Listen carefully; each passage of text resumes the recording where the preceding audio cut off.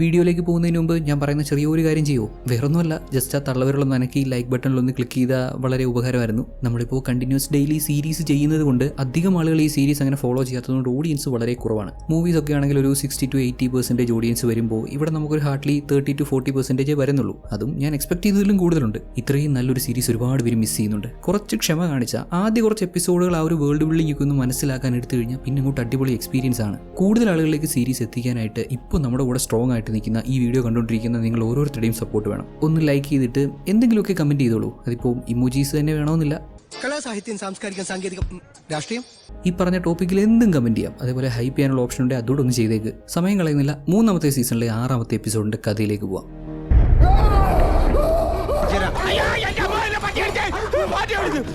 പേടിക്കണ്ട, മ്യൂളാണ് മ്യൂൾ. എന്തോ സ്വപ്നം കണ്ട് ഞെട്ടി എണീറ്റാണ്. എത്ര വലിയ ടെറർ വില്ലനാണെന്ന് പറഞ്ഞാലും മനുഷ്യനല്ലേ. നമ്മുടെ ഗെയിൽ ഡോണിക് മ്യൂളിനെ പറ്റിയുള്ള വിഷൻ കാണുന്ന പോലെ മ്യൂളും അവളെ പറ്റി കാണാറുണ്ട്. വർഷങ്ങളായി പരസ്പരം ഇവർക്ക് അങ്ങോട്ടും ഇങ്ങോട്ടും വിഷൻസിലൂടെ കാണാൻ പറ്റുകയും അതിവരെ ഒരുപാട് ഹോണ്ട് ചെയ്യുകയും ചെയ്യുന്നുണ്ട്. തന്നെ ഒരുപാട് ഹോണ്ട് ചെയ്തിട്ടുള്ള ഈ ഒരു വിഷനിലേക്ക്, അല്ലെങ്കിൽ ആ വിഷനിൽ കാണുന്ന സംഭവങ്ങളിലേക്ക് ഭാവിയിൽ താൻ എത്തില്ല എന്നൊക്കെ മ്യൂൾ വിചാരിച്ചിരുന്നെങ്കിലും അന്ന് പാർട്ടി നടത്തിയപ്പോൾ ഹാൻ പ്രിച്ചർ അവിടെ വന്നതും അവന്റെ മൈൻഡ് കൺട്രോൾ ചെയ്യാൻ ശ്രമിച്ചപ്പോൾ തന്നെ പോലെ തന്നെ പവേഴ്സ് ഉള്ളവനാണ് അവനെന്ന് മനസ്സിലായതും ഗെയിൽ ഡോണിക് എന്ന താൻ ഇത്രയും നാൾ സ്വപ്നങ്ങളിലൂടെ മാത്രം കണ്ടുകൊണ്ടിരുന്ന അവൾ തന്നിലേക്ക് അടുത്ത് വന്നുകൊണ്ടിരിക്കുകയാണെന്ന് മ്യൂളിന് മനസ്സിലാക്കി കൊടുത്തു. ഗെയിൽ ഡോണിക്, അവൾ എന്നെ കണ്ടുപിടിക്കുന്നതിന് മുമ്പ് എനിക്ക് അവളെ കണ്ടുപിടിക്കണം, എനിക്ക് അവളെ ഇല്ലാതാക്കണം. അതിനിപ്പോൾ ഞാൻ ഉണ്ടാക്കിയതെല്ലാം നഷ്ടപ്പെടും എന്നുള്ള സാഹചര്യമാണെങ്കിലും അവളെ എനിക്ക് ഇല്ലാതാക്കിയേ പറ്റൂ. റെഡിയാവ്, ബ്ലാക്ക് ടങ് പ്രിപ്പയർ ആക്ക് എന്ന് ഇദ്ദേഹത്തിന്റെ സോൾജിയറിനോട് പറയാണ്. എന്താണോ മ്യൂളിന്റെ ഉദ്ദേശം? ഇനിയിപ്പോൾ സെക്കൻഡ് ഫൗണ്ടേഷന്റെ ലൊക്കേഷൻ കണ്ടുപിടിച്ചോ? ഇതിപ്പോൾ ബ്ലാക്ക് ടങ്ങിൽ എങ്ങോട്ട് പോകാനാണോ ഉദ്ദേശിക്കുന്നത്? ഇതേ സമയം 300 വർഷങ്ങൾക്ക് ശേഷം ഡെമേഴ്സലിനെ കണ്ട് ഇങ്ങനെ ഞെട്ടിത്തെറിച്ച് നിൽക്കുവാണ് നമ്മുടെ ഗെയിൽ. ബ്രദർ ഡോണിനെ ഫോളോ ചെയ്ത് ക്ലാരിയൻ സ്റ്റേഷനിലേക്ക് വന്നതാണ് ഡെമേഴ്സൽ. അദ്ദേഹം ഇതിനോടകം മരിച്ചിട്ടുണ്ടെന്നുള്ള കാര്യം ഇവർ കൺഫേം ചെയ്യുന്നുണ്ട്.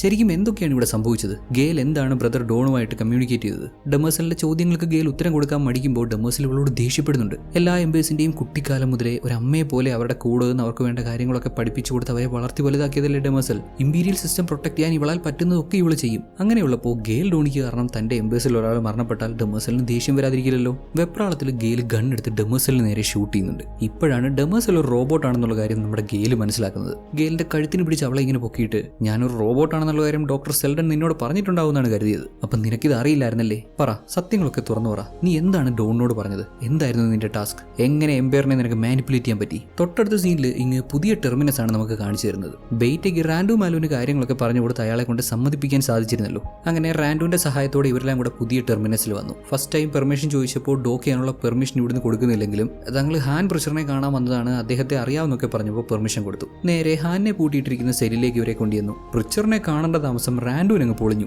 നേരത്തെ എംപയർ ആയുധം എത്തിച്ചു കൊടുത്ത സമയത്ത് ഹേവൻ പ്ലാനറ്റ് വെച്ച് ഇവർ തമ്മിലൊന്ന് കോർത്തായിരുന്നല്ലോ. രണ്ടാളും കലിപ്പ് വെച്ച് തമ്മിൽ തല്ലുന്നുണ്ട്. ബെയ്റ്റ ഇടയ്ക്ക് കയറി രണ്ടുപേരെയും സമാധാനിപ്പിച്ചു. അപ്പോഴേക്കും മേയർ ഇൻബർ വന്ന് ടോറൻ, ബെയ്റ്റ, റാൻഡു പിന്നെ നമ്മുടെ മാഗ്നിഫിക്കോയും വിളിച്ചുകൊണ്ട് പോകുന്നുണ്ട്. ഇവിടെ ക്ലാരിയൻ സ്റ്റേഷനിൽ ഡെമേഴ്സൽ ഒരു റോബോട്ട് ആണെന്നുള്ള കാര്യം ഹാരി സെൽഡൻ ഓൾറെഡി അറിയാമെന്ന് പറഞ്ഞിരുന്നല്ലോ. അത് മാത്രമല്ല, ഈ ഡെമേഴ്സലിന്റെ കൂടെ സഹായത്തോടെയാണ് നമ്മുടെ ഹാരി സെൽഡൻ ആ ഒരു മാത്ത് ബിൽഡ് ചെയ്തത്. അങ്ങനെ ഒരു പഠനം നടത്താനും ഭാവി പ്രവചിക്കാനും ഒക്കെ അദ്ദേഹത്തിന് വലിയൊരു ഡേറ്റാ സെറ്റിന്റെ ആവശ്യം ഉണ്ടായിരുന്നു. അതിന് അദ്ദേഹം യൂസ് ചെയ്തത് ഡെമേഴ്സലിന്റെ മെമ്മറീസ് ആണ്. ചുരുക്കി പറഞ്ഞ ഹാരി സെൽഡൻ മാത്രം വിചാരിച്ച സൈക്കോ ഹിസ്റ്ററി മുന്നോട്ട് പോയില്ലായിരുന്നു. ഡെമേഴ്സൽ, എംപയറിന്റെ സൈഡിലുള്ള ഡെമേഴ്സലിന്റെ കൂടെ സഹായത്തോടെയാണ് അദ്ദേഹം അത് കംപ്ലീറ്റ് ചെയ്യുന്നത്. സ്റ്റിൽ പ്രൈമറേഡിയനിലെ മാത്ത് കംപ്ലീറ്റഡ് ആണ് എന്ന് പറയാൻ പറ്റത്തില്ല. കുറെ പസിൽസ് മിസ്സിംഗ് ആണെന്ന് ഹാരി തന്നെ സമ്മതിക്കുന്നുണ്ട്. Empire system തകർന്നുകൊണ്ടിരിക്കുകയാണ്. ആ വീഴ്ചയിലേക്കുള്ള ദൂരം കൂട്ടാൻ വേണ്ടി ഫൗണ്ടേഷൻ തുടങ്ങേണ്ടത് അത്യാവശ്യമാണെന്ന് മനസ്സിലാക്കി തന്നെയാണ് ഡെമേഴ്സൽ അന്നും അദ്ദേഹത്തെ സപ്പോർട്ട് ചെയ്തത്. ഇപ്പം നമ്മുടെ ഗെയിലും ഇതേ പോയിന്റ് റിപ്പീറ്റ് ചെയ്തപ്പോൾ ഡെമേഴ്സൽ ഇവളുടെ കഴുത്തിൽ നിന്ന് പിടിവിട്ടു. ഫൗണ്ടേഷൻ ഒന്നല്ല 2 എണ്ണം ഉണ്ട്. സെക്കൻഡ് ഫൗണ്ടേഷൻ ഉണ്ടെന്ന് ഡെമേഴ്സലും മനസ്സിലാക്കുന്നുണ്ട്. ഫസ്റ്റ് ഫൗണ്ടേഷനിലുള്ളവരോട്ട് സാധാരണ ഹ്യൂമൻസ് അല്ല, സെക്കൻഡ് ഫൗണ്ടേഷനിലുള്ളവർക്ക് കുറെ അധികം പവേഴ്സ് ഉണ്ട്,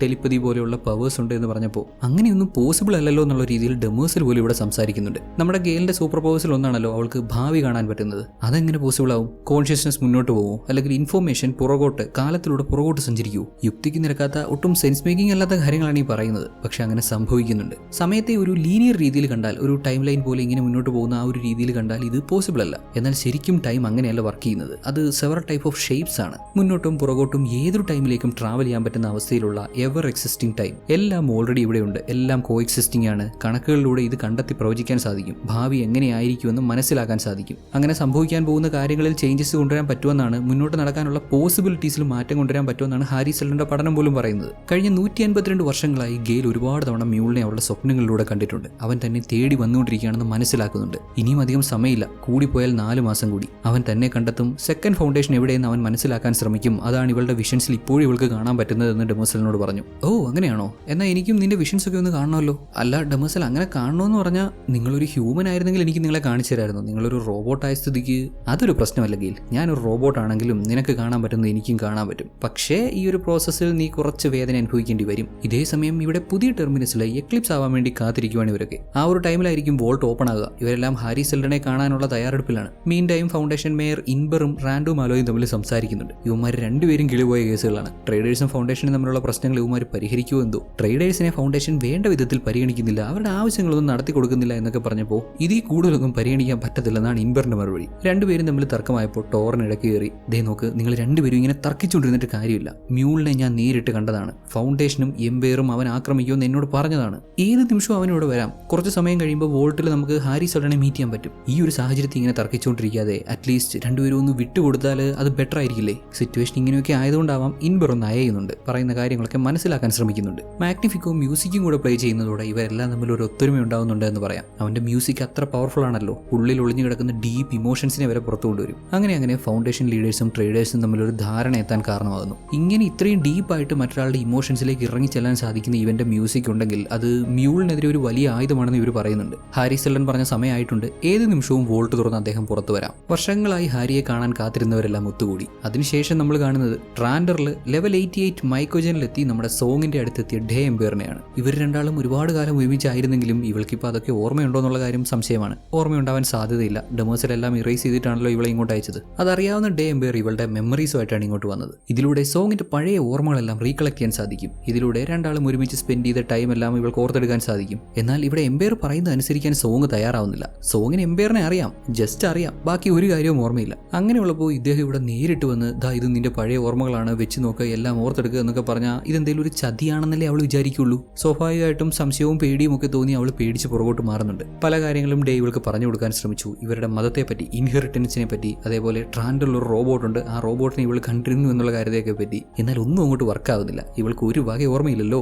വീണ്ടും നമ്മുടെ ഗെയിലിനെയും ഡെമേഴ്സലിനെയും കാണിക്കുമ്പോൾ ഡെമേഴ്സലിന്റെ പ്ലാൻ എന്താണെന്ന് വെച്ചാൽ, ഗെയിൽ ആ ഒരു വിഷൻ കാണുമ്പോൾ ഇവളുടെ നെർവ്സിലൂടെ ബ്രെയിനുമായിട്ട് കണക്ട് ചെയ്ത് ഗെയിലിന് കാണാൻ പറ്റുന്ന കാര്യങ്ങളൊക്കെ ഡെമേഴ്സലും മനസ്സിലാക്കി എടുക്കുക എന്നുള്ളതാണ്. ഗെയിലിന് കാണാൻ പറ്റുന്ന വിഷൻസ് മറ്റൊരു ഹ്യൂമൻ ബീങ്ങിന് കാണിച്ചു കൊടുക്കാൻ പറ്റുന്ന പോലെ എളുപ്പമല്ല ഇവിടെ. ഒരേ സമയം വിഷനിലും കോൺസെൻട്രേറ്റ് ചെയ്യണം. ഗെയിലിന്റെ നെർവ്സിലേക്ക് ഡെമേഴ്സൽ അപ്ലൈ ചെയ്യുന്ന ആ ഒരു പ്രഷർ സഹിക്കുകയും വേണം. വേറെ വഴിയില്ലല്ലോ. കടുത്ത വേദന സഹിച്ചിട്ടാണെങ്കിലും ഗെയിൽ അവളുടെ വിഷൻസിലേക്ക് കോൺസെൻട്രേറ്റ് ചെയ്തു. അങ്ങനെ നമ്മുടെ ഡെമേഴ്സലിനും അവിടെ സംഭവിക്കുന്ന കാര്യങ്ങളൊക്കെ കാണാൻ പറ്റുവാണ്. മ്യൂൾ വരുന്നു, ചുറ്റുമുള്ളതെല്ലാം തകർത്തെറിഞ്ഞ് നമ്മുടെ ഗെയിലിന്റെ കഴുത്തിന് പിടിച്ച് പൊക്കി സെക്കൻഡ് ഫൗണ്ടേഷൻ എവിടെയെന്ന് അലറി വിളിച്ച് ചോദിക്കുന്നു. ഇത്രയും നാൾ പലതവണ ഗെയിൽ ഈ വിഷൻസ് ഒക്കെ കണ്ടിട്ടുണ്ടെങ്കിലും ഈ വിഷനിൽ കാണുന്ന സ്ഥലം ഏതാണെന്ന് അവൾക്ക് മനസ്സിലാക്കാൻ സാധിച്ചില്ലായിരുന്നു. ഫസ്റ്റ് ടൈം കണ്ടപ്പോൾ തന്നെ ഡെമേഴ്സലിന് കാര്യം പിടികിട്ടി. ഇത് ട്രാൻഡറാണ്, ഇംപീരിയൽ ലൈബ്രറിയാണ്. ഗെയിലിന്റെ വിഷൻസ് ഇവിടെ കൊണ്ട് തീരുന്നുണ്ടോ, ഇനിയും മുന്നോട്ട് എന്തെങ്കിലും അവൾക്ക് കാണാൻ പറ്റുന്നുണ്ടോ എന്ന് ചോദിച്ചപ്പോൾ ഞാൻ ശ്രമിച്ചിട്ടുണ്ട്, പക്ഷേ മൊത്തം ബ്ലാക്ക്, എനിക്കൊന്നും മനസ്സിലാക്കാൻ പറ്റിയില്ല. ഉടനെ ഡെമേഴ്സലിനും അത് കാണണമെന്ന് പറയാണ്. ഗെയിലിനൊന്നും മനസ്സിലാക്കാൻ പറ്റിയില്ലെങ്കിലും ഡെമേഴ്സലിന് എന്തെങ്കിലും ഒരു ഐഡിയ കിട്ടാതിരിക്കത്തില്ലല്ലോ. അങ്ങനെ വീണ്ടും ഗെയിലിന്റെ വിഷൻസിലേക്ക് പോയപ്പോൾ ഇത്തവണ ഒരു നത്തിങ് സ്പേസ് എന്ന് പറയാൻ പറ്റുന്ന ഒരു സ്ഥലത്തെത്തി.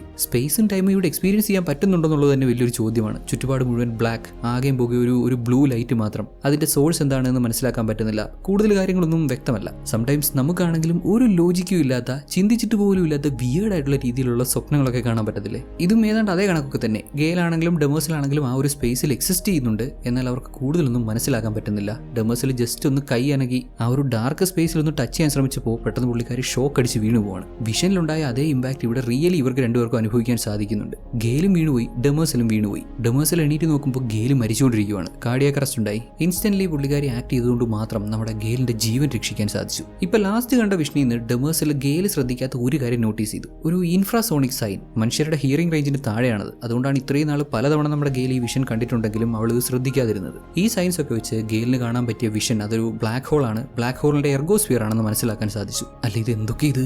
4 മാസം കഴിഞ്ഞാൽ മ്യൂളിനെ നേരിടുക മാത്രമല്ല ഒരു ബ്ലാക്ക് ഹോളിന്റെ എർഗോസ്ഫിയറിൽ എത്തുമെന്ന്. നേരെ മൈക്കജനിലേക്ക് വന്നാൽ ഡേ എംപയർ ആവുന്നേ പോകുന്നേ സോങ്ങിനെ കാര്യം പറഞ്ഞ് മനസ്സിലാക്കാൻ ശ്രമിക്കുന്നുണ്ട്. അവളുടെ ആ ഒരു മെമ്മറീസ് ഒക്കെ ഒന്ന് റീകളക്ട് ചെയ്യാൻ ശ്രമിച്ചു നോക്കുക, എല്ലാം ഓർമ്മ വരുമെന്നൊക്കെ പറയുന്നുണ്ടെങ്കിലും പേടി കാരണം അവൾ സമ്മതിക്കുന്നില്ല. ഉടനടി മറ്റൊരാൾ പുറകിലൂടെ കയറി വന്ന് ഡേയെ അറ്റാക്ക് ചെയ്തു. ഇവളുടെ പേര് Ocean Glass 49. And by the way നമ്മുടെ സോങ്ങിന്റെ ഫുൾ നെയിം സോങ് ബേർഡ് എന്നാട്ടോ. Song Bird 17. രണ്ടുപേരും പാർട്ട്നേഴ്സ് ആണ്. പാവം നമ്മുടെ ഡേ എംപയർ ഇത് കേട്ടത് അങ്ങ് തകർന്നുപോയി. ഇത്രയും നാൾ ഇങ്ങനൊരുത്തിയുടെ കൂടെ ആയിരുന്നല്ലോ, ഇവളെ ആയിരുന്നല്ലോ ആത്മാർത്ഥമായി സ്നേഹിച്ചത് എന്നായി പോയി. സോങ് ബേർഡ് അവളുടെ ഭാഗവും ക്ലിയർ ആയിട്ട് പറയുന്നുണ്ട്. ട്രാൻഡറിൽ സർഫസിലുള്ള സമയത്ത് എംപയർ എന്ത് പറഞ്ഞാലും അതനുസരിക്കുക, അദ്ദേഹത്തിന്റെ ആഗ്രഹത്തിനനുസരിച്ച് വഴങ്ങി കൊടുക്കുക, അതല്ലാതെ ഇവൾക്ക് വേറെ ഓപ്ഷൻ ഇല്ലായിരുന്നു. ഉണ്ടായിരുന്നു. ഡയോഡ് ഇഷ്ടമാണെന്നൊക്കെ പറഞ്ഞിട്ടുണ്ടെങ്കിൽ അത് വേറെ വഴിയില്ലാത്തതുകൊണ്ടാണ്, ഗതികേട് കൊണ്ടാണെന്ന് പറയുന്നു. അഗെയിൻ നമ്മുടെ കഥ വീണ്ടും പുതിയ ടെർമിനേഴ്സിലേക്ക് വരുമ്പോൾ ഫൗണ്ടേഷനിലുള്ളവരൊക്കെ നേരെ ഹാരിയെ കാണാൻ വോൾട്ടിലേക്ക് ചെന്നു. പുറത്തു നോക്കുമ്പോൾ വോൾട്ട് ഇത്രേ ഉള്ളൂ, എന്നാൽ ഉള്ളിൽ ഒരുപാട് സ്പേസ് ഉണ്ട്. റീസൺ ഓൾറെഡി പറഞ്ഞിരുന്നല്ലോ, ഇതൊരു 4D ഒബ്ജക്റ്റ് ആണ്. പ്രൈം റേഡിയന്റ് പോലെ സൂപ്പർ പൊസിഷനിൽ നിൽക്കാൻ പറ്റുന്നതുകൊണ്ട് പുറത്തുള്ള ആ ഒരു ടൈം ആയിരിക്കില്ല ഇതിനുള്ളിൽ,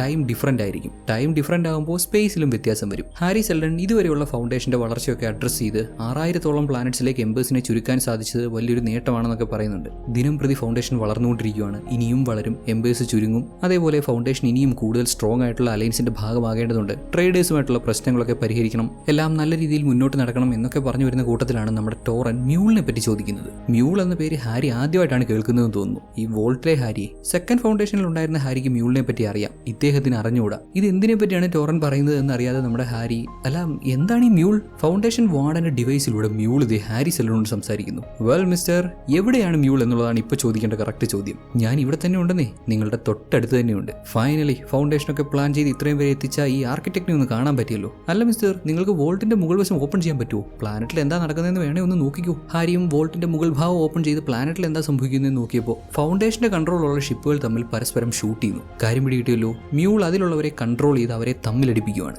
ആദ്യം ഫൗണ്ടേഷൻ കീഴടക്കി ഇത്രയും അധികാരം സ്വന്തമാക്കിയിട്ട് ഇവരെ എല്ലാം കൊണ്ട് നേരെ ട്രാൻഡർ അറ്റാക്ക് ചെയ്യാവുന്നതാണ് മ്യൂളിന്റെ പ്ലാൻ.